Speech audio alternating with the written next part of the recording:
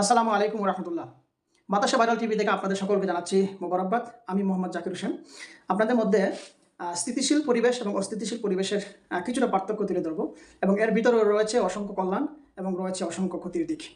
তো আজকে আমরা যারা ইউরোপে আছি, ইউরোপের সকল কিছুই যে ভালো তা নয়, বাট ওভারঅল মুদ্রা কথা বলতে গেলে 80% 90% ভালো সমাজের জন্য এবং তাদের এই দেশের স্থিতিশীল পরিবেশ রক্ষার জন্য এবং এই দেশের মানুষের অধিকার নিশ্চিত করার জন্য এই দেশের মানুষের প্রত্যেকটি কাজ এবং কর্মকে সুন্দর এবং সুচারুভাবে সম্পন্ন করার যে গুড গভর্নেন্স, এটা খুব চমৎকারভাবে দেখা যায়। তো এক্ষেত্রে বলা যায় এখানে তারা স্থিতিশীল পরিবেশের মধ্য দিয়ে তাদের জীবনযাপন এবং মান উন্নয়নের যে কার্যপরিধি সেটা তারা করে যাচ্ছে আলহামদুলিল্লাহ। যার ফলশ্রুতিতে তাদের কাজ এবং কর্ম, তাদের প্রত্যেকটি প্রেক্ষাপট যদি আপনি অ্যানালাইসিস করেন, আসেন দেখেন, তাহলে এটা ফিল করবেন যে তারা একটি সুখী এবং সুন্দর জীবনযাপন লিড করছে। কিন্তু এই ক্ষেত্রে যদি আমাদের বাংলাদেশের কথা আপনারা বিচার করেন বা দেখেন বা আপনি কম্পেয়ার করতে চান, যদি আপনি মোটামুটি কম্পেয়ার করেন, বেশি না, একেবারে রাসেল ভাইপারের মতো কিছু যদি ঘটনাকে আপনারা কম্পেয়ার করেন, তাহলে দেখবেন যে আমাদের দেশের যে অস্থিরতা এইটা কি পরিমাণ ক্ষতি আমাদের দেশকে, জাতিকে, মানুষকে করছে, এটা আসলে বলে শেষ করা যাবে না। আপনাদেরকে একটা ছোট্ট কথা বলি, সেটা হচ্ছে দেখেন, রাসেল ভাইপার যখন আমাদের দেশে খুব ভাইরাল হয়েছিল, আমরা মনে করছিলাম মনে হয় যে আমার বাড়ির ভিতরেই বা বাড়ির কোনো একটা রাসেল ভাইপার আছে, কোন সময় আমাকে কামড় দিয়ে সুবল দিয়ে একেবারে শেষ করে ফেলে, এমন একটা হুলস্থুল করে ফেলেছিল। মূলত এর কারণ ছিল বিতর্কত অন্য কারণ, যেটা মানুষ এই খেলা দেখতে দেখতে, এই খেলা মানুষ শুনতে শুনতে, এরকম ভাইরাল টপিক মানুষ অভ্যস্ত হইতে হইতে কিন্তু এখন বাংলাদেশের মানুষ মোটামুটি ধরতে পারে যে আসলে এখন বর্তমানে কোন ভাইপার চলছে। বর্তমানে দেখেন আসলে নারী অধিকার যে সংস্কার কমিশন, এটাও কিন্তু একটা টুল। এটাও দিয়ে অস্থিতিশীল পরিবেশ তৈরি করে বাংলাদেশের ইন্ডিভিজুয়ালি এমন কোনো চক্র করছে কিনা বিতর্ক দিয়ে দেখতে হবে। করিডোর একটা রাসেল ভাইপারের একটা অংশ, করিডোরটা খুবই ইম্পর্টেন্ট। বাট এই করিডোর আলোচনা রাজনৈতিক দলগুলা আরও খুব গভীরভাবে বিশ্লেষণ ব্যাখ্যা সামনে উপস্থাপন করার দরকার, যেহেতু বাংলাদেশের যারা স্টেক হোল্ডার তাদেরকে অবশ্যই সেই জায়গাতে চমৎকারভাবে কাজ করতে হবে। এই হিসেবে বিএনপি এবং জামাতকে অবশ্যই ক্লারিফাই করে বক্তব্য দিতে হবে করিডোর সম্পর্কে।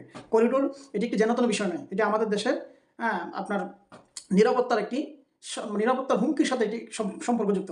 অবশ্যই এই করিডোর সম্পর্কে রাজনৈতিক দলের যারা মেইন স্টেক হোল্ডার তাদেরকে পরিষ্কার এবং নিট অ্যান্ড ক্লিন বক্তব্য দিতে হবে। তো আমি ওই বিশাল ব্যাখ্যা এবং ওই বড় বড় বিষয়ের দিকে যাব না, বাট আমার কনসার্নে আমি যেগুলো ফিল করেছি এখানে থাকার পরে, ইউরোপের এই দেশে বসবাস করছি এবং এখানে যে পরিবেশ এবং এনভায়রনমেন্ট দেখার পরে যেটা আমার কাছে ফিল হয়েছে, যে বাংলাদেশের মানুষ কিন্তু খুব প্রচুর পরিমাণের মিডিয়ার দিকে এখন ঝুঁকে পড়েছে। স্পেশালি বলতে গেলে আপনার ফেসবুকের দিকে, তো আসলে এটা আমার মনে হয় যেন, আমি যেটা ফিল করি যে বাংলাদেশের মানুষ যদি একবেলা না খেয়ে থাকে, কিন্তু একবেলা সে ফেসবুক না দেখে থাকতে পারবে না। আজকে এরকম পর্যায়ে বাংলাদেশের ফেসবুকটা চলে গিয়েছে। কোটি কোটি মানুষ আজকে এই ফেসবুকের মধ্যে সময় নষ্ট করছে, মিডিয়ার মধ্যে সময় নষ্ট করছে। সচেতন ব্যক্তিরাও সময় নষ্ট করছে, অসচেতন ব্যক্তিরাও সময় নষ্ট করছে। তো এই ক্ষেত্রে এই জায়গাটাকে আরও বেশি সময় নষ্ট করার জন্য আরও বেশি ক্ষেত্র হিসেবে আমাদের দেশের যে টপিকগুলো, যে একসময় রাসেল ভাইপার ছিল, এখন আপনার এই রাসেল ভাইপারের সাথে যদি কাছাকাছি নিয়ে আসি, সান্ডা আমাদের দেশে কোনো ভাইরাল টপিক না, কিন্তু অন্য দেশে ভাইরাল টপিক সান্ডা, কিন্তু এই সান্ডা আমাদের দেশেও নিয়ে আসছে। কেমন আমাদের দেশে এখন গুইসাপ আর গুইসাপের মোটা যেটা আছে আর কি, গুইসাপ এই দুইটাকে এখন মানুষ সান্ডা মনে করতেছে এবং কোনো কোনো জায়গায় খাওয়ার জন্য প্রস্তুতি নিচ্ছে যে ওই সান্ডার তৃপ্তি এখানে বাংলাদেশে গুইসাপ এবং গুইসাপকে তারা পাবে। এটাও কিন্তু বাংলাদেশে ভাইরাল হচ্ছে। আর ফেসবুকে লাইলা মামুনের কথা তো বাদই দিলাম, এদের জন্য তো ফেসবুকে ঢোকাই যায় না। আর আমার কাছে খুবই বিশ্রী লাগে যে এই সমস্ত ছেলে ফেলেদের, এই সমস্ত লোকদের ভিডিও মানুষ দেখে কেমনে, দেখারও তো সুযোগ নেই। এদের ভিডিও তো সামনে আসলে এদেরকে উষ্টা দিয়ে লাত্তি দিয়ে সরাই দেওয়া দরকার, কিন্তু মানুষ এগুলোতেই ভাইরাল করে, এগুলোই নিয়ে ব্যস্ত। তো যাই হোক, আমি যেটা বলতে চাইছিলাম, স্থিতিশীল এবং অস্থিতিশীল পরিবেশের মধ্যে দিয়ে ক্ষতি এবং লাভ। তো বাংলাদেশে প্রচুর পরিমাণে মানুষ কিন্তু আজকে সময় নষ্ট করছে এই বাংলাদেশের অস্থিতিশীল পরিবেশের টপিক নিয়ে। আজকে অমুক দলকে কাঁদা ছোটাছুটি করছে, আজকে এমন এক ভাইরাল টপিক সামনে আসছে, এটা কি হয় না হয়, সন্ধ্যার সময় কী হবে, বিকালে কী হবে, কালকে আর বক্তব্য কী, পরশু দিন এটা কী ফয়সালা হবে, সারাক্ষণ শুধু মানুষ এই নিয়েই ব্যস্ত। যার ফলশ্রুতিতে তারা উঠতি বয়সে তারা আজকে এই দিকে ঝুঁকে পড়ছে।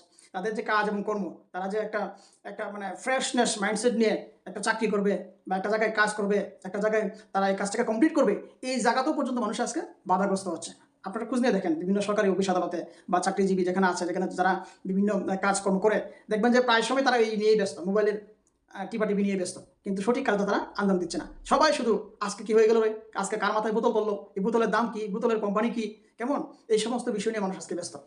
কারণ না থেকেও লাভ নেই, ব্যস্ত থাকার জন্যই এই প্রক্রিয়াগুলো আজকে বাংলাদেশে দিন দিন ঘটছে। এবং বাংলাদেশ একটা অস্থিতিশীল পরিবেশের মধ্যে রয়েছে, যেখান থেকে উঠে আসার জন্য যোগ্য নেতৃত্ব এবং লিডারের সংখ্যা আজকে বাংলাদেশে খুবই কম দেখা যাচ্ছে।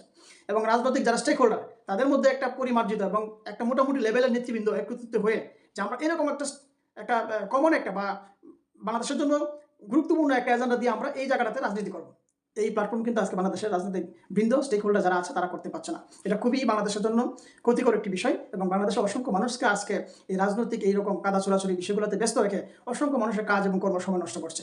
না হলে আমাদের দেশে যে পরিমাণ মানুষ, যে পরিমাণ জনসংখ্যা আল্লাহ তাআলা দিয়েছে, এর বারাকা স্বরূপ যদি আমরা আমাদের সঠিক কাজটা সবার জায়গা থেকে করতে পারতাম এবং এইরকম অস্থিতিশীল পরিবেশ যদি আমাদের মধ্যে কম আসতো, আমরা এটাকে নিয়ে কম ঘাটাঘাটি করতাম বা এরকম অস্থিতিশীল পরিবেশ খুবই রিয়ার মাসের দু একটা ঘটতো, তাহলে অসংখ্য মানুষের সময় বেঁচে যেত।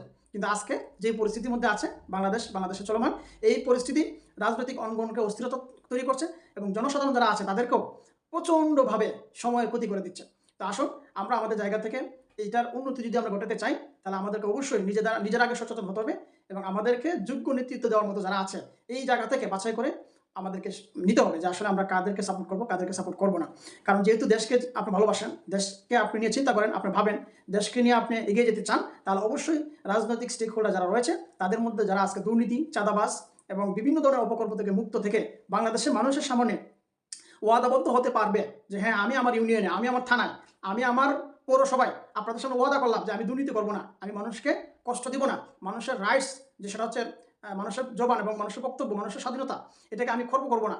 এরকম ব্যক্তিত্ব যারা থাকবে, এরকম যারা কথা বলতে পারবে, আমরা তাদেরকেই সমর্থন দিব, তাদেরকে আমরা এগিয়ে নিয়ে যাব, যাতে করে বাংলাদেশের এই অস্থিতিশীলতা একটা স্থিতিশীল পর্যায়ে আসে। যতক্ষণ না পর্যন্ত বাংলাদেশের মানুষ এই জায়গাতে সচেতন হবে, এরকম সচেতন ব্যক্তিদেরকে সামনে আগে নিয়ে আসবে, ততক্ষণ পর্যন্ত এই দেশে স্থিতিশীলতা আসবে না, সবসময় চলমান অবস্থা থাকবে। আর এই চলমান অবস্থার মধ্যে দিয়ে, এই অস্থিরতা এবং অস্থিতিশীল পরিবেশের মধ্যে দিয়ে কোনো মানুষ সুস্থভাবে ভালো কিছু চিন্তা করবে, ভালো কিছু স্টাডি করবে, পড়াশোনা করবে, এই সুযোগটা হয়ে উঠবে না। আপনি দেখেন আমাদের দেশে এবং অন্য দেশের স্টাডির বিষয়গুলো নিয়ে অ্যানালাইসিস করেন, গবেষণা করেন, এই সমস্ত দেশের আপনার যারা ক্লাস 9-10-এ পড়ে, এদের যদি আপনি কাজ এবং কর্ম দেখেন, এদের চিন্তার ব্যাপকতা দেখেন, আপনি টাস্কি খেয়ে যাবেন।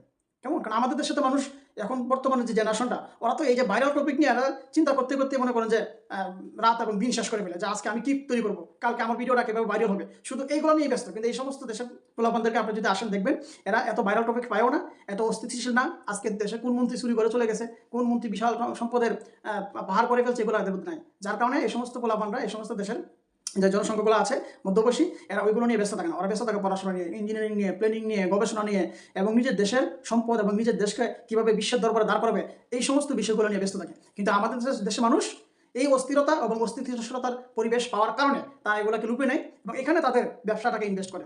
মেধার ব্যবসা, চিন্তার ব্যবসা, এটা তো বড় ব্যবসা, কারণ সকল ব্যবসার মূল জায়গা হচ্ছে মেধা। তো মানুষ খুব সহজে মনে করে যে ভিডিও করবে, ভাইরাল টপিক নিয়ে কথা বলবে, ভাইরাল জায়গাগুলোকে নিয়ে অ্যানালাইসিস করবে, গবেষণা করবে, লক্ষ লক্ষ মানুষ আজকে এইদিকে ঝুঁকে পড়ছে। এটা একটা দিক। আর আমাদের দেশে বিশেষ করে ফেসবুকটাকে এমন একটা পর্যায়ে নিয়ে যাওয়া হয়েছে যে এখানে আপনার পুরা সম্পদের খনি মানুষ মনে করছে, ফেসবুকে হচ্ছে মূল সম্পদের খনি, এটা মনে করে মানুষ খুব প্রচণ্ডভাবে আজকে ফেসবুকে দাবিত হচ্ছে এবং এটার পিছনে যে পরিমাণ সময় নষ্ট করতেছে, এই পরিমাণ সময় যদি সে ভালো কাজে ব্যয় করতো, এই পরিমাণ সময় যদি সে গঠনমূলক কাজে ব্যয় করতো, তাহলে তার এর চেয়ে দ্বিগুণ ফল আসতো। ফেসবুকে তো সবাই সফল হতে পারবে না, সবাই সফল হওয়ার সুযোগ নাই, এটার জন্য প্রচুর লম্বা এবং সময় এবং অধ্যবসায়ের প্রয়োজন পড়ে। কিন্তু আপনি কখন ফেসবুকে আসবেন, কখন আপনি মিডিয়াতে আসবেন, আপনার যদি একটা ভালো স্মার্ট চাকরি থাকে, ভালো একটা অবস্থান আপনার আছে, আপনি মোটামুটিভাবে আলহামদুলিল্লাহ আল্লাহ তাআলার রহমতে চলতে পারেন, এতটুকু ক্যাপাসিটি আল্লাহ তাআলা আপনাকে দিয়েছে এবং এই ক্যাপাসিটিটা আপনি ভালোভাবে ওন করেন, কেমন আল্লাহর ভয়ে আপনি এটাকে সেবা যত্ন করে আরও বেশি আপনি সেটাকে বৃদ্ধি করেন, ওইরকম একটা অবস্থানে যারা আছেন তারা আস্তে আস্তে সামাজিক অঙ্গনে এই প্ল্যাটফর্মগুলোতে আসলো, মানুষকে সচেতনতা এবং দেশ কল্যাণের জন্য কাজগুলো করলো। কিন্তু আজকে দেখা গেছে একেবারে লিঙ্ক দিয়ে আজকে সবাই এই অস্থিতিশীল পরিবেশের মধ্যে এই সকলে আশার মধ্য দিয়ে আরও অস্থিতিশীল করে তুলছে। বউ ব্যবসাটা তো এটা বলে লাভ নাই, ফেসবুকে ঢুকলে শুধু বউ ব্যবসা দেখা যায়। বউ নিয়ে আর মেয়ে নিয়ে যদি কেউ ভিডিও তৈরি করতে পারে, তাদের ভিডিও খুব বেশি ভাইরাল হয়। তো যাক, আমি ভিডিওটা অনেক লম্বা হয়ে যাচ্ছে। আমার মূল কনসার্ন ছিল যে অস্থিতিশীল পরিবেশ কখনোই আমাকে সামনে এগিয়ে দেওয়ার সুযোগ তৈরি করে না, বরং সেটা আরও আমাদেরকে পিছনে দাবিত করে। আর একটা স্থিতিশীল পরিবেশ, শান্ত শুনশান পরিবেশ, এখানে আপনার এমনিতেই আপনি যদি এই পরিবেশটাতে আসেন, দেখেন এমনিতেই আপনার মন চাবে একটু পড়াশোনা করতে, একটু স্টাডি করতে, একটু বাইরে গিয়ে একটু ফ্রেশ একটা মানে খুবই ফ্রেশ একটা এনভায়রনমেন্ট মানে বসে আপনি একটু বাতাস বা একটু সুন্দর বিষয় উপভোগ করতে। আর যখন একটা দেশে সবসময় বিদিকে চায়, সবসময় একটা না একটা টপিক থাকে, তখন মানুষের চিন্তা ভাবনাটাও ওইরকম পর্যায়ে কিটকিটে পর্যায়ে হয়ে যায়। তো আল্লাহ তাআলা আমাদের সকলকে স্থিতিশীল পরিবেশে জীবনযাপন করার সেরকম একটি পরিবেশ আমাদেরকে দান করুন এবং বাংলাদেশকে একটি কল্যাণকর রাষ্ট্র হিসেবে যারা স্টেক হোল্ডার আছেন তারা নিজের দলের মধ্যে স্থিতিশীল পরিবেশ তৈরি করার সেই সুযোগ আল্লাহ আপনি দান করুন।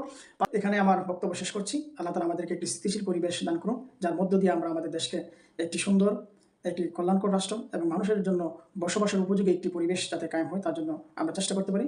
আবারও সেই তৌফিক কামনা করে শেষ করছি। আসসালামু আলাইকুম ওয়া রাহমাতুল্লাহি তাআলা ওয়া বারাকাতুহু।